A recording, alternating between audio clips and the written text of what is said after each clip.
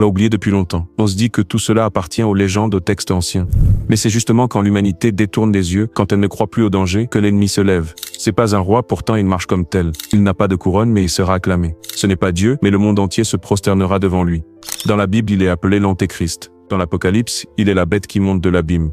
Dans 2 Thessaloniciens 2, Paul l'appelle l'homme du péché, le fils de perdition, celui qui s'élève contre tout ce qui est adoré et qui va jusqu'à s'asseoir dans le temple de Dieu en se proclamant lui-même Dieu. Et le plus effrayant dans tout cela, c'est qu'il ne viendra pas avec des menaces, il viendra avec des miracles. Il fera pleuvoir sur les terres arides, il guérira les malades, il ramènera même ce qui semblera être des morts à la vie. Comme le dit Apocalypse 13, verset 13, il opère de grands prodiges jusqu'à faire descendre du feu du ciel sur la terre à la vue des hommes. Et les foules, fascinées, croiront que c'est l'envoyé du Très-Haut.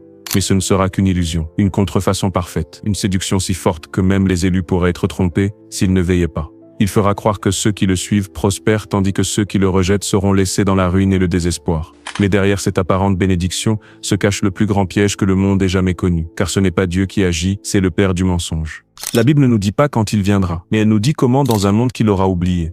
Un monde où les avertissements auront été étouffés. Un monde où les hommes auront mis leur foi non plus en Dieu, mais en eux-mêmes, en leur science, leur confort, leur technologie. Et c'est dans ce vide, ce désert spirituel que surgira l'ultime épreuve. Mais tout espoir n'est pas perdu. Car ceux qui restent fidèles à la vérité, ceux qui méditent la parole de Dieu et gardent la foi, ne seront pas pris au piège. Jésus a dit dans Matthieu 24, « Prenez garde que personne ne vous séduise, car plusieurs viendront sous mon nom et ils séduiront beaucoup de gens. » Il nous a avertis, il nous a préparés.